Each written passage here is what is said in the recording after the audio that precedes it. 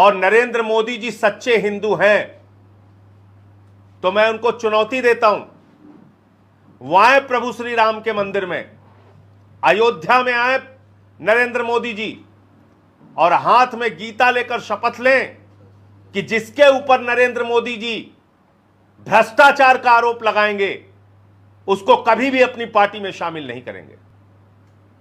कसम खाओ मोदी जी, आप गीता पे हाथ रख के कसम खाओ, प्रभु श्री राम के मंदिर में आके कसम खाओ, पूरा देश आपको देखेगा, लाइव चलेगा सारे टीवी चैनल पे। जिसके ऊपर आप भ्रष्टाचार का आरोप लगाते हैं उसको अपनी पार्टी में शामिल नहीं करेंगे। अगर आप सच्चे हिंदू हैं तो आप कसम खाइए। आपने तमाशा बना दिया। शुभेंदु अधिकारी पे आपने भ्रष्टाचार का आरोप लगाया था, उसको मुख्यमंत्री बना दिया। हेमंत विश्व शर्मा पे भ्रष्टाचार का आरोप लगाया था, उसको मुख्यमंत्री बना दिया। अलग अलग राज्यों में जिसके जिसके ऊपर आपने आरोप लगाया उसको आपने कहीं मुख्यमंत्री बना दिया, कहीं मंत्री बना दिया, कहीं उसके साथ समझौता कर लिया। इसका मतलब आपकी लड़ाई भ्रष्टाचार से नहीं है, आपको विरोधियों को गला दबाकर अपनी पार्टी में शामिल करना है। फिर भी तुम नैतिकता की बातें करते हो। और आपकी मातृ संस्था आरएसएस है, वो भी बड़ी बड़ी नैतिकता की बातें करती है। कसम खाओ ना भाजपाइयों। बंगाल से खाली हुए, पंजाब में पहुंच गए।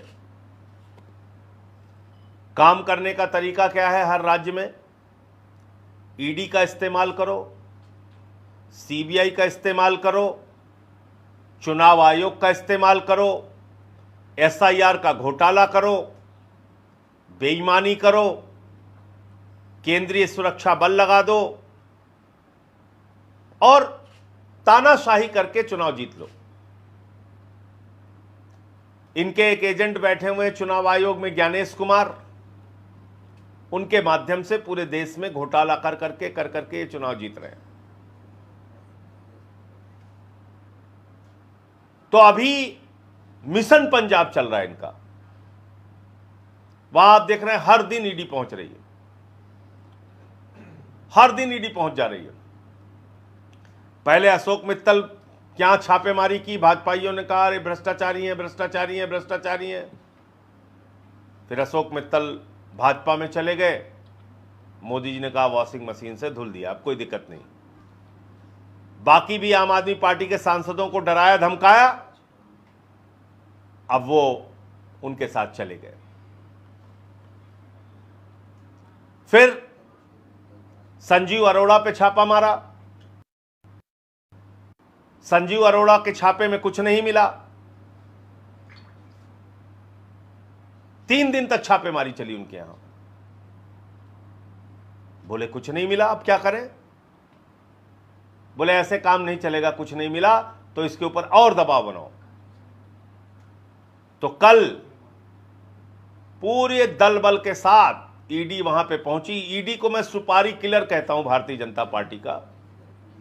वो एक सुपारी किलर है बीजेपी का, जहां राज्यों में चुनाव होता है वो सुपारी किलर सक्रिय हो जाता है। मालिक आदेश देता है, सुपारी किलर जाता है, राजनीतिक हत्या करता है, एक एक व्यक्ति की राजनीतिक हत्या, विरोधियों की राजनीतिक हत्या करता है।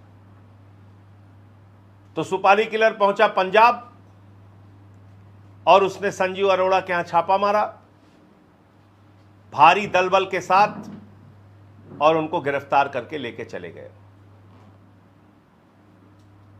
क्या मामला है संजीव अरोड़ा के खिलाफ? कह रहे हैं साहब इन्होंने मोबाइल का निर्यात किया और उस पर टैक्स नहीं दिया। कल उनकी कंपनी की तरफ से जो बयान आया है, ऐसे महामूर्ख तरीके से केस ईडी ही बना सकती है, क्योंकि उनको राजनीतिक मामला बनाना है। मोदी अमित शाह ऐसे काम करवाते हैं इनसे। तो कंपनी ने कहा कि भैया मोबाइल जब होता है तो उसका एक ईएमआई नंबर होता है। कोई भी कंपनी अगर मोबाइल बाहर भेजेगी, निर्यात करेगी इसका, तो उसके ईएमआई नंबर सक्रिय है कि नहीं है पता कर लो, पता चल जाएगा।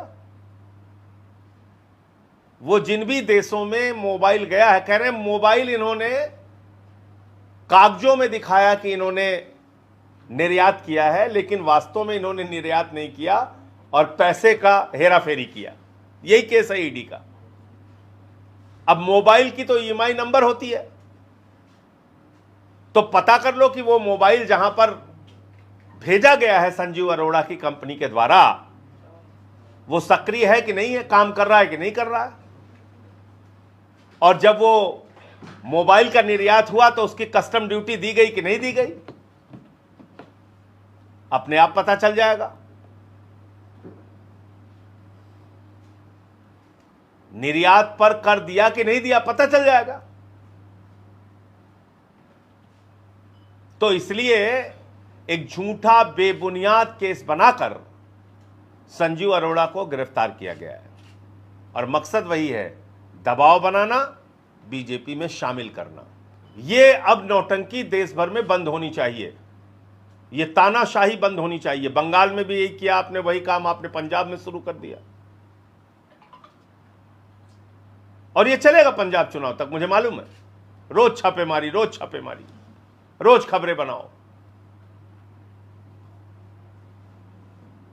आपका ईडी का कन्विक्शन रेट क्या है पूरा देश जानता है। 1% से भी कम कन्विक्शन रेट है, यानी झूठे मुकदमे बनाते हो दबाव बनाने के लिए। औरंगजेब की तरह नरेंद्र मोदी जी पूरे देश में अत्याचार कर करके कब्जा करते जा रहे हैं। वही प्रयास उनका पंजाब में है।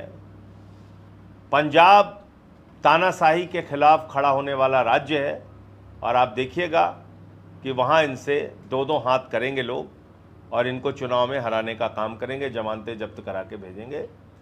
ऐसे ही पूरे देश को खड़ा होना पड़ेगा, क्योंकि अब ये खतरा उत्तर प्रदेश में भी है, ये भी जान लीजिए आप। यहाँ भी चुनाव 27 में है पंजाब के साथ, तो यहाँ भी अंतिम तक आप देखिएगा SIR का घोटाला होगा। आपको पता है बंगाल में एक कैटेगरी इन्होंने निकाली, तार्किक विसंगति।